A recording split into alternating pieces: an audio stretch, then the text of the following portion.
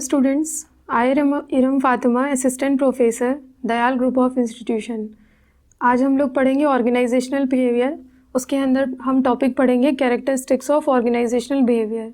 Organisational behaviour के पहले भी हम कुछ टॉपिक्स पढ़ चुके हैं, उसका नेचर, उसका स्कोप, उसका जो है मीनिंग एंड कॉन्सेप्ट। अब हम पढ़ेंगे कैरेक्टरिस्टिक्स। ऑर्गेनाइजेशनल बिहेवियर को रैशनल थिंकिंग कहा जाता है क्योंकि इसमें जो है इमोशनल फीलिंग का कुछ भी नहीं होता है। यहाँ पे लोगों के लिए इमोशनल तरीके से नहीं सोचा जाता है, समझदारी के साथ सोचा जाता है। मेजर गोल ऑर्गेनाइजेशनल बिहेवियर का ये है कि एक्सप्लेन करना और प्रेडिक्ट करना ह्यूमन बिहेवियर को। लेकिन ऑर्गेनाइजेशन के अंदर कहा जाता है कि ऑर्गेनाइजेशन के अंदर जो भी हम ह्यूमन के बिहेवियर को प्रेडिक्ट करते हैं या समझते हैं या एक्सप्लेन करते हैं या एलोबरेट करते हैं, वो सब कुछ ऑर्गेनाइजेशन के अंदर होता है। अगर हम किसी भी ह्यूमन के बिहेवियर को ऑर्गेनाइजेशन से बाहर समझते हैं या प्रेडिक्ट करते हैं या इन्वेस्टिगेट कर रहे हैं तो वो जो है हमारा कैरेक्टरिस्टिक में नहीं आएगा, ऑर्गेनाइजेशनल बिहेवियर नहीं कहलाएगा। वो विद इन एन ऑर्गेनाइजेशन होना बहुत ज़रूरी है। इसलिए इसको कहा जाता है कि ये एक एक्शन ओरिएंटेड है और गोल ओरिएंटेड है। एक्शन ओरिएंटेड मतलब कि यहाँ पे जो लोग प्रेडिक्ट करते हैं वो एक्टिवली पार्टिसिपेट करते हैं ऑर्गेनाइजेशन में उनके बिहेवियर को समझने के लिए कि वहाँ पे जो लोग इंडिविजुअली हैं वो कैसे बिहेव कर रहे हैं, ग्रुप में कैसे बिहेव कर रहे हैं और ऑर्गेनाइजेशन में कैसे बिहेव कर रहे हैं। ये हो गया इनका पहला कैरेक्टरिस्टिक। नेक्स्ट कैरेक्टरिस्टिक है ऑर्गेनाइजेशनल बिहेवियर जो है वो बैलेंस बनाता है ह्यूमन और टेक्निकल वैल्यूज़ को किसी भी वर्क इन्वायरमेंट में। ये इससे क्या होता है कि हमारी जो प्रोडक्टिविटी होती है उसमें अचीवमेंट मिलता है, क्योंकि जब हम अपनी बात दूसरे से कहते हैं या अपनी प्रॉब्लम्स को दूसरों से कहते हैं तो हमें उसका सल्यूशन मिलता है और हमारे जो कॉन्फ्लिक्ट्स हैं वो क्लियर हो जाते हैं। इससे एम्प्लॉयज़ में आपस में डिग्निटी बनी रहती है और वो अपने वर्क के प्रति सीरियस रहते हैं। उससे उनका ग्रोथ होता है, उनको सेटिस्फैक्शन मिलता है और साथ साथ उनकी जो वैल्यूज़ हैं वो इंक्रीज़ होती हैं और वो ऑर्गेनाइजेशनल के लिए जो है मोटिवेट होते हैं और उनसे लंबे समय तक जुड़े रहने के लिए रहते हैं। तो इसलिए जो लोग ऑर्गेनाइजेशनल बिहेवियर में लोगों के उसको समझते हैं तो वो लंबे टाइम तक उनकी प्रॉब्लम्स को सॉल्व कर देते हैं, इसलिए वो लंबे टाइम तक उनके साथ अटैच रहते हैं।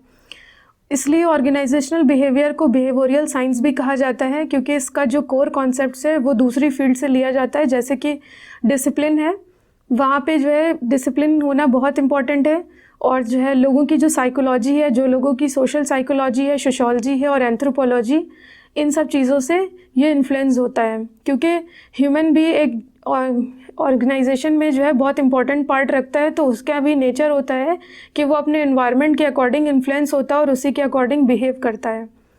तो इसलिए वो जो है वहाँ पे डिसिप्लिन से रहता है जिससे वो उसकी डिग्निटी वहाँ पे बनी रहे। नेक्स्ट पॉइंट है ऑर्गेनाइजेशनल बिहेवियर को साइंस भी कहा जाता है और आर्ट भी कहा जाता है। जो नॉलेज होती है ह्यूमन बिहेवियर की ऑर्गेनाइजेशंस में, इस वजह से इसको साइंस कहा जाता है। मॉडर्न ऑर्गेनाइजेशनल बिहेवियर आजकल जो है कहा जाता है कि इंटरप्रेटिव है और क्रिटिकल है, क्योंकि इसमें जो है जो चीज़ है उसके बारे ऑर्गेनाइजेशनल बिहेवियर जो है उसके बारे में नॉलेज होती है और उसका पर्टिकुलर मीनिंग होता है। और आर्ट इसलिए कहा जाता है क्योंकि हम किस तरीके से एक्टिवली पार्टिसिपेट कर रहे हैं और लोगों को कैसे अपने बिहेवियर से दूसरों को इन्फ्लुएंस कर रहे हैं, इस वजह से इसको आर्ट कहा जाता है। क्योंकि यहाँ पे रैशनल और लॉजिकल थिंकिंग यूज़ हो रही है, नॉलेज यूज़ हो रही है, इस वजह से ये इसको साइंस कहते हैं। और हम कैसे पार्टिसिपेट कर रहे हैं उस इन्वायरमेंट में, कैसे लोगों को इन्फ्लुएंस कर रहे हैं, उनके साथ किस तरीके से जो है उनका साथ दे रहे हैं, कैसे आपस में सेटिस्फैक्शन ला रहे हैं और सबकी बात मान रहे हैं और एक डिसीज़न मेकिंग जो है वो अच्छे से हो रहा है, तो इस वजह से इसको आर्ट कहा जाता है। तो ये सब कैरेक्टरिस्टिक पढ़ने के बाद हमें ये पता चलता है कि ऑर्गेनाइजेशनल बिहेवियर का बेसिक जो कॉन्सेप्ट है वो ये होना चाहिए कि ऑर्गेनाइजेशनल बिहेवियर का प्रोसेस जो है वो इवेंट्स टू इवेंट्स डिफरेंट होता है। मतलब ये हमें लाइफ की में और साथ साथ ऑर्गेनाइजेशन में आगे बढ़ाता है। ये एक इंटरेस्टिंग इंटरप्रिटेशन है जिससे हमको कई सारे पावरफुल रिजल्ट्स देखने को मिलते हैं। ऑर्गेनाइजेशनल की प्रॉब्लम्स बहुत सारी सॉल्व हो जाती हैं और साथ साथ ये रिलेशनशिप्स बताता है बहुत ही ज़्यादा इस ब्रॉड वे में कि हर ह्यूमन का जो बिहेवियर है वो डिफरेंट है पर्सन टू पर्सन।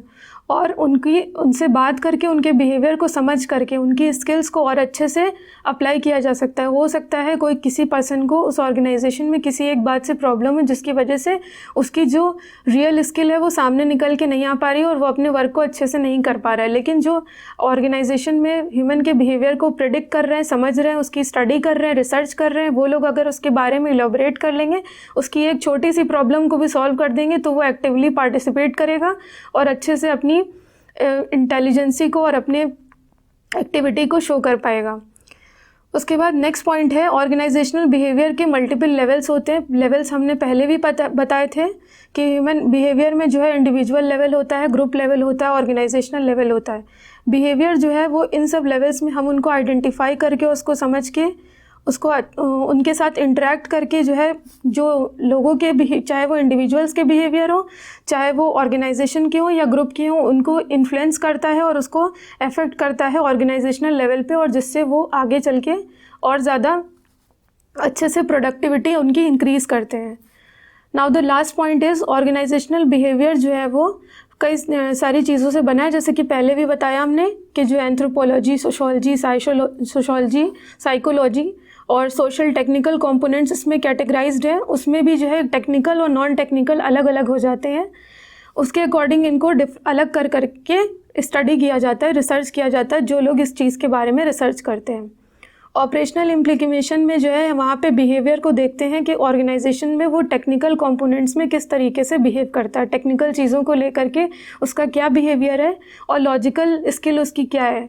इसी तरह हम लोग कई सारे कॉम्पिटिशन्स में भी सुनते हैं कि लॉजिकल टेस्ट होता है, टीचिंग एप्टीट्यूड टेस्ट होता है, तो उस टेस्ट से हमें ये पता चलता है कि उस पर्सन का उस चीज़ के प्रति कैसा लेवल है, उसकी क्या सोच है।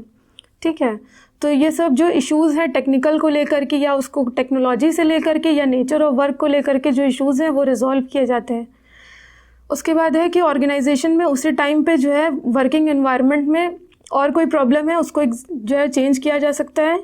जैसे कि जो है मार्केट में किसी प्रोडक्ट को चेंज कर लाने के लिए कुछ विचार कर रहे हैं, तो वहाँ पे कस्टमर के बिहेवियर को देखते हैं, तो जो अंदर ऑर्गेनाइजेशन में लोग होते हैं उनके बिहेवियर को प्रेडिक्ट करके बाहर के लिए अप्लाई किया जाता है।